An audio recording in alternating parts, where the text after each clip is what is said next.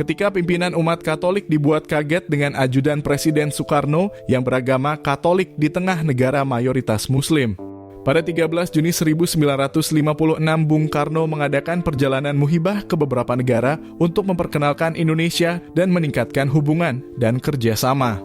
Negara-negara yang dikunjungi adalah Amerika Serikat, Kanada, Swiss, Tunisia, Italia, dan Vatikan.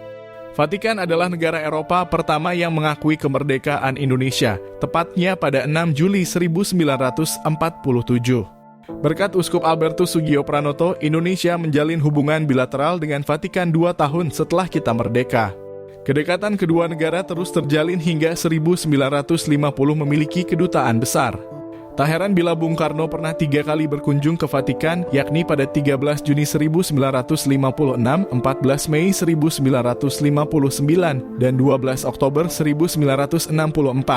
Dalam setiap kunjungan, si Bung mendapatkan medali dari Kepausan Vatikan, yakni medali Grand Cross of the Pian Order dari Paus Pius ke-12, Paus Yohanes ke-23, dan dari Paus Paulus ke-6 dalam kunjungan pertamanya ke Vatikan.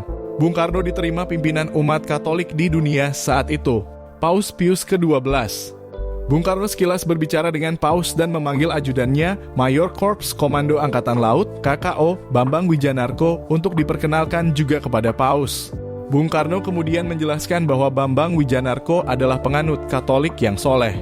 Paus Pius ke-12 terlihat agak terperanjat karena tidak menyangka ajudan seorang presiden di sebuah negara yang sebagian besar penduduknya beragama Islam mempunyai ajudan beragama Katolik.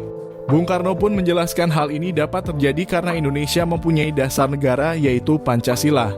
Dalam Pancasila, disebutkan Bung Karno, tak hanya soal nasionalisme, kemanusiaan, keadilan, dan demokrasi, tetapi juga ada ketuhanan yang Maha Esa, di mana kebebasan beragama dan toleransi dijamin dan dapat dikembangkan oleh para penganutnya di Indonesia.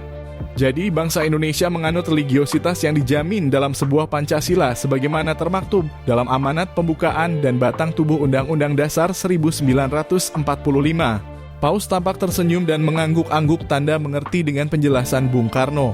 Tak lama setelah itu datanglah 2 orang kardinal yang membawa seperangkat selempang dan bintang tanda jasa yang oleh Paus disematkan kepada Bung Karno. Bintang tersebut adalah bintang tertinggi umat Katolik sedunia yang terkenal dengan sebutan bintang tertinggi Vatikan. Dalam catatan, Bung Karno kemudian juga menerima beberapa bintang dan tanda jasa dari Vatikan yang diberikan pemimpin umat Katolik tersebut. Medali kedua diterima Bung Karno pada 14 Mei 1959 dari Paus Yohanes ke-23 dan ketiga pada 12 Oktober 1964 oleh Paus Paulus VI. Pada kunjungannya yang ketiga ini, Bung Karno juga dibuatkan perangko khusus oleh Vatikan dan dihadiahi cenderamata berupa lukisan mosaik Castel San Angelo Vatican. Saat itu Bung Karno adalah satu-satunya kepala negara Muslim non-Katolik yang menerima tanda bintang jasa dari Vatikan. Hal ini merupakan kehormatan bukan saja bagi Bung Karno, melainkan juga bagi seluruh bangsa dan negara, serta umat beragama di Republik Indonesia.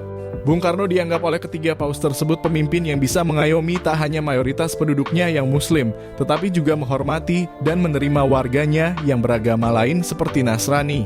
Di bawah kepemimpinan Bung Karno, kehidupan dan kebebasan beragama, serta semangat toleransi antar umat beragama di Indonesia juga dinilai berjalan dengan sangat baik. Terima kasih sudah menonton. Jangan lupa untuk komen dan subscribe.